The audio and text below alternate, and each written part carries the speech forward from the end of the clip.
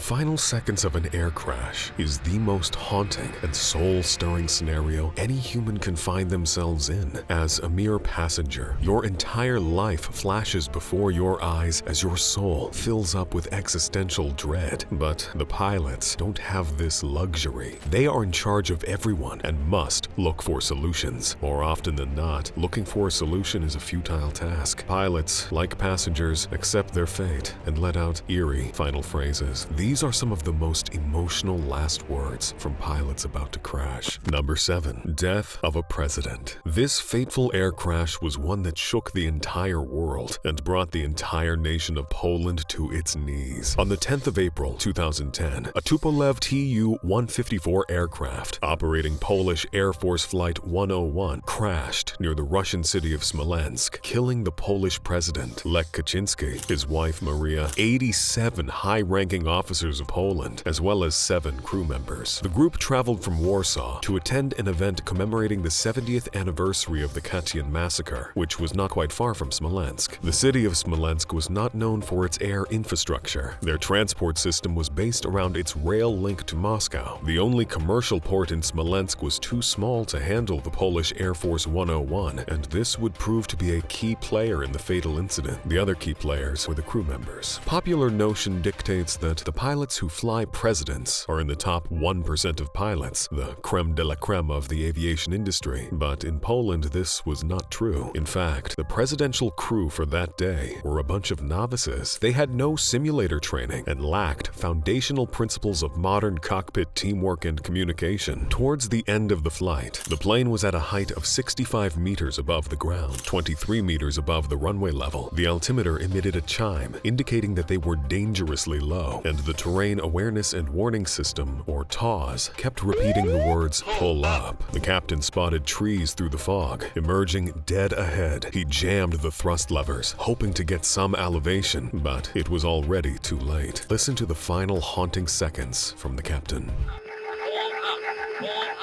Hold up.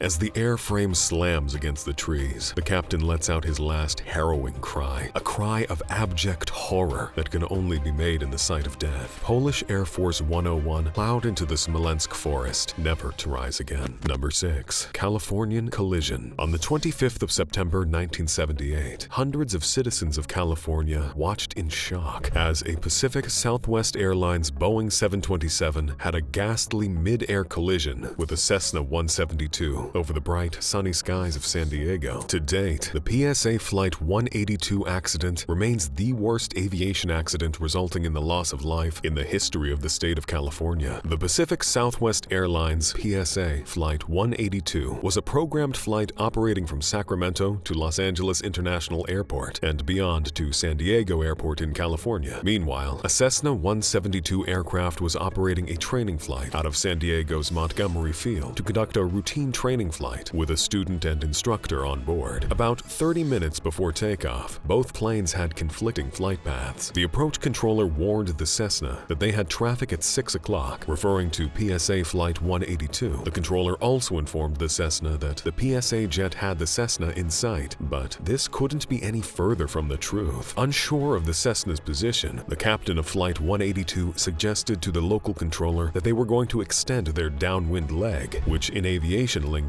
means you keep tracking parallel to the landing runway. Traffic in your vicinity. A PSA jet has you in sight. This was the final warning given to the Cessna pilot, but it was never acknowledged, and that was when the impact happened. The 727 of Flight 182 plowed directly into the Cessna with colossal force, ripping the little single-engine plane apart in midair and killing both pilots instantly.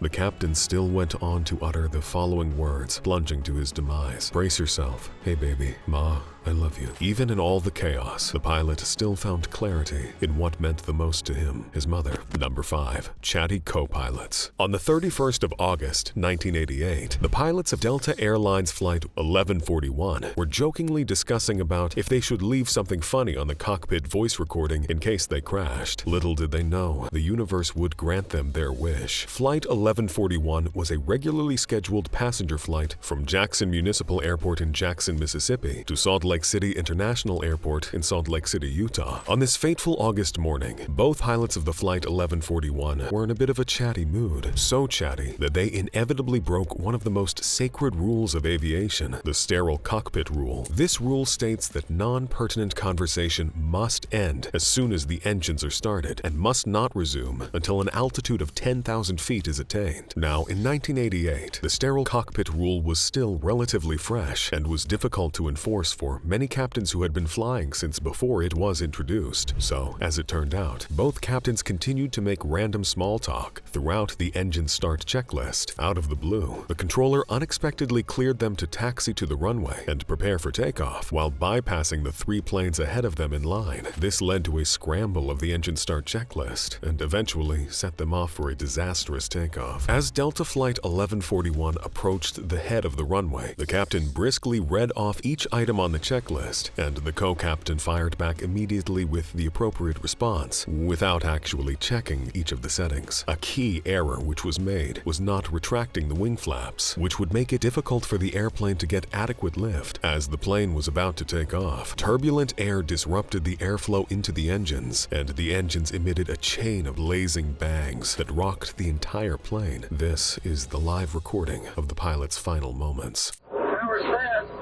engine estimates look good, airspeed coming up both sides, 80 knots. Just saying. You got an engine brake. Take it. 41.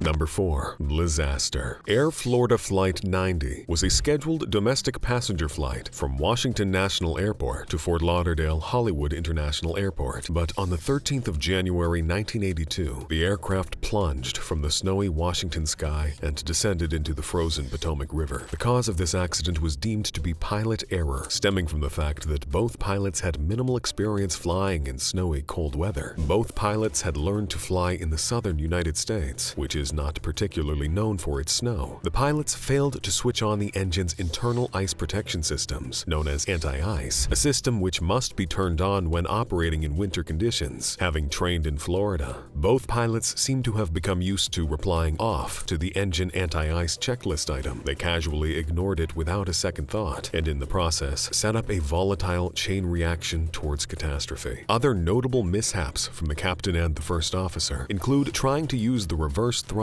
in a snowstorm prior to takeoff, attempting to use the jet exhaust of a plane in front of them to melt their ice, and failing to abandon the takeoff even after taking note of a power problem while taxiing. Although Air Florida Flight 90 managed to become airborne for 30 whole seconds, it attained a maximum altitude of just 352 feet before it began to lose altitude. At 4:01 p.m., it crashed into the 14th Street Bridge across the Potomac River, hit 6 cars and a truck, and then plunged into the freezing Potomac River. The final, soul-stirring seconds of the fateful flight can be heard.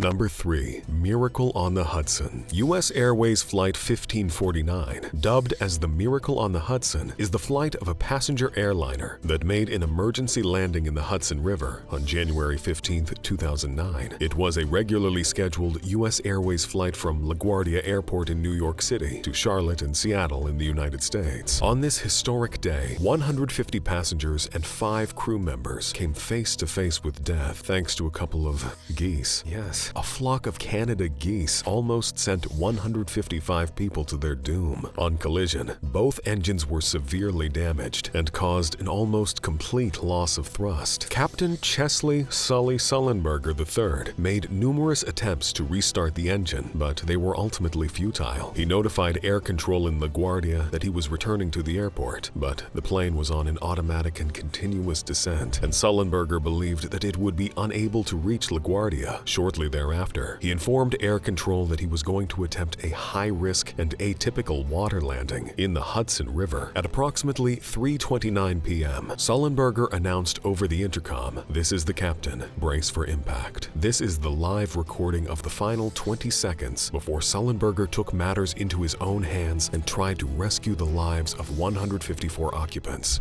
It's 1529 over the George Washington Bridge. Wants to go to the airport right now. Wants to go to the airport. Check. Does he need assistance? Yes. It was a bird strike. Can I get him in for runway 1? Runway 1, that's good. Cactus 1529, turn right 280. You can land runway 1 at Teterboro. We can't do it. Okay, which runway would you like at Teterboro? We're going to be in the Hudson.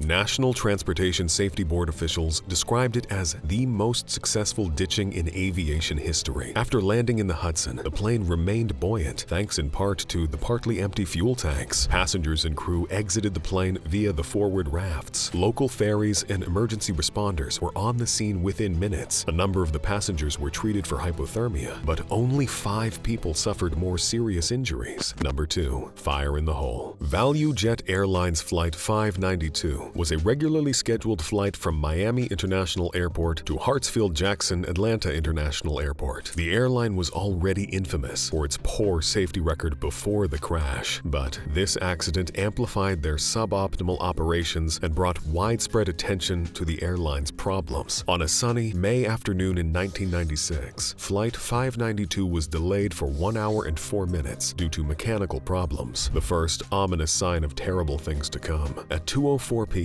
the plane took off from the runway and began a normal ascent. Just 6 minutes later, the passengers started to smell smoke, and the pilots heard a loud bang in their headsets and realized that the plane was losing electrical power. The 105 passengers shouted, "Fire! Fire! Fire!" making a flight attendant enter the cockpit and inform the flight crew of a fire in the passenger cabin. The captains immediately asked air traffic control for a return to Miami International Airport due to the increasing smoke in the cockpit and cabin, and this was how the conversation went. Clear 592, Roger, turn left heading 270, descend and maintain 7,000.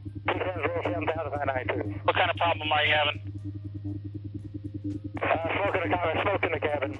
The aircraft disappeared from the radar just 9 minutes after takeoff and crashed 18 miles northwest of Miami Airport in a remote part of the Everglades. The in-flight fire was caused by activation of one or more oxygen generators in the forward cargo hold. The generators were outdated, poorly labeled, lacked safety caps, and were banned from being transported on a passenger flight. All 110 aboard died. Number 1. 2400. This Tiger Line tragedy is easily the most avoidable disaster on the list. One alphabet, literally one alphabet, was all it took to kill this crew of 4 on this international cargo flight. Flying Tiger Line Flight 66 was a scheduled international cargo flight from Singapore Changi Airport to Hong Kong's Kai Tak Airport via a stopover at Kuala Lumpur International Airport, Malaysia. The aircraft was assigned a non-directional beacon, a radio beacon which does not include inherent directional information. This was the first element of confusion.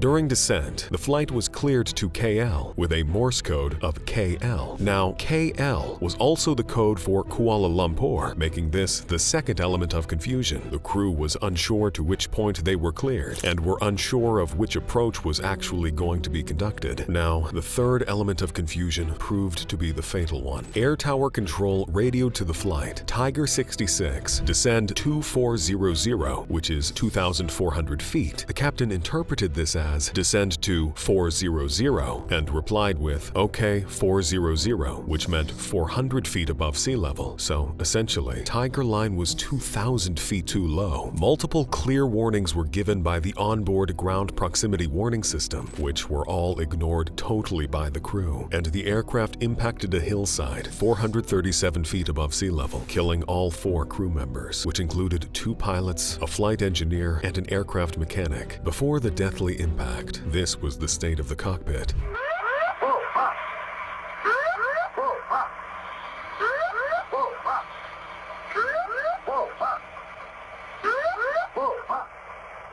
I got 100 feet on this shit.